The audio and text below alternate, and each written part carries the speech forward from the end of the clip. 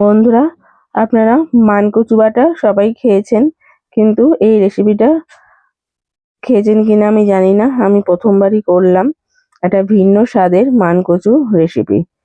চলুন কি করে করছি দেখে নিই। আগে আমি মানকচুটার খোসা ছাড়িয়ে নিচ্ছি। খোসা ছাড়িয়ে নিয়ে একটা মোটা গ্রেটার দিয়ে এটাকে ভালো করে গ্রেট করে নেবো। তো বন্ধুরা, আমার ভিডিওটা ইউটিউব থেকে যদি দেখেন তবে আমার চ্যানেলটা সাবস্ক্রাইব করে দেবেন ও পাশে থাকা বেল বাটনটা টিপে দেবেন, আর অল বাটনটাও টিপে দেবেন, যাতে আমার ভিডিও আপলোড করা মাত্র আপনার কাছে নোটিফিকেশন চলে যায়। আর যদি এফবি থেকে দেখেন তবে আমার পেজটা ফলো করে আমার পাশে থাকবেন, লাইক ও কমেন্ট করবেন। তো বন্ধুরা দেখুন, আমি ওই মোটা গ্রেটারটা গ্রেট করে নিলাম।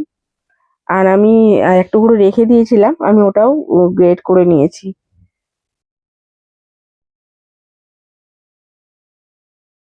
আমি একটুখানি হলুদ দিয়ে দিলাম। শুকনো হলুদ ছিল আমার ঘরে, একদম পিওর, ওই জন্য আমি দিয়ে দিলাম শুকনো হলুদ। আর আমি কিছু নারকোল কুচি করে কেটে রেখেছিলাম, সেটাও দিয়ে দিলাম। এর মধ্যে দিয়ে দেবো সাদা সর্ষে, কালো সর্ষে, খানিকটা চার মগজ দেবো। এখানে পোস্তও দিতে পারেন, আমি চার মগজ দিয়েছি। আর এর মধ্যে আমি কাঁচা লঙ্কা দিয়ে দেবো। কাঁচা লঙ্কাগুলো খুবই ঝাল ছিল, তাই অল্পই দিয়েছি। আর একটু কিছু কুচি করে আদা কেটে রাখা, সেটাও আমি দিয়ে দিলাম। এটা আমি পেস্ট করে নিয়ে এলাম। এবার এই পেস্টটা দিয়ে ভালো করে মাখিয়ে নেবো। এর মধ্যেও কিছু সামগ্রী আমি দেব, সেইগুলো আপনারা দেখে নিন কি কি দিচ্ছি। তা বন্ধুরা, একটুখানি এই মিক্সার জারটা জল দিয়ে ধুয়ে দিয়ে দিলাম।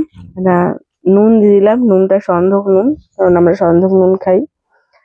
আর এটা হচ্ছে হিং, একটু হিং দিয়ে দিলাম।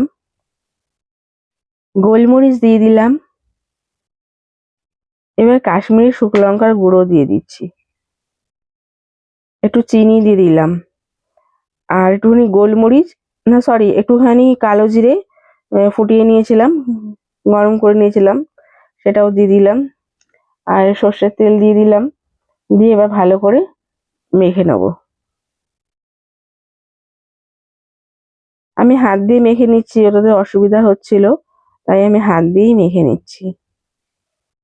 ভালো করে এটাকে মাখিয়ে নিতে হবে। এবার এই মিশ্রণটা একটা টিফিন কারির মধ্যে আমি ঢেলে দিচ্ছি।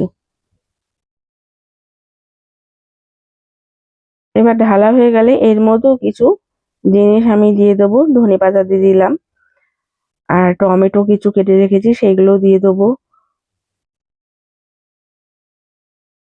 এবার এটাকেও মিশিয়ে নেব। বন্ধুরা, ভীষণ শরীর খারাপ, জ্বর, সর্দি, কাশি হয়েছে, ঠিকমতো কথাও বলতে পারছি না।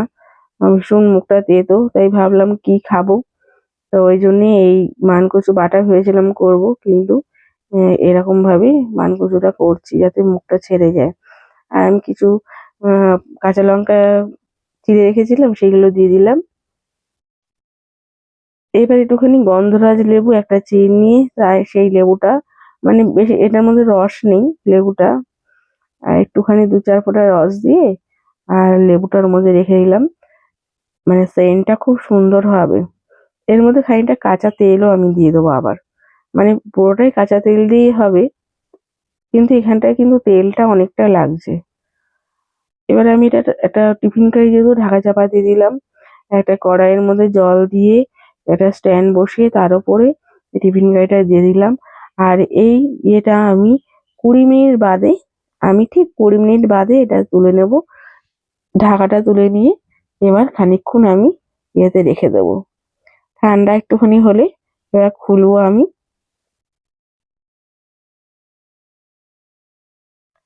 দেখুন, ঢাকাটা আমি খুলে ফেলেছি। আমার দেখেই মনে হচ্ছে ইয়েটা গলে গেছে। আমি খানিকটা এর মধ্যে তেল দিয়ে নিয়েছি, আর বন্ধুরা আমি দেখেছি মানকচুগুলো কিন্তু গলে গেছে, কেননা গ্রেটারের মতন গ্রেট করে নিয়েছিলাম তো সেই জন্যে। আর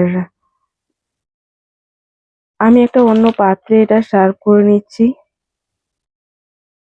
বন্ধুরা, সত্যিই ভীষণ খেতে স্বাদ হয়েছে। হ্যাঁ, আমি একটুখানি মুখে দিয়ে দেখেছিলাম। তো এবার এর মধ্যে আমি কেনা ধনেপাতা আর এক চির লেবু দিয়ে এটা সাজিয়ে দিচ্ছি। বন্ধুরা, এটা দেখতে যতটা সুন্দর হয়েছে তার থেকেও বেশি খেতে সুন্দর হয়েছে। এত সুন্দর একটা গন্ধ, গোলমরিচ, গন্ধরাজ লেবু, নারকোল সবকিছু, হিঙের একটা এত সুন্দর গন্ধ আসছিল। ভীষণ সুন্দর টেস্ট হয়েছে। একবার অন্তত কারোর জ্বর টর হলে, মুখে অরুচি থাকলে অবশ্যই করে খেয়ে দেখবেন, খুব ভালো লাগবে। ধন্যবাদ।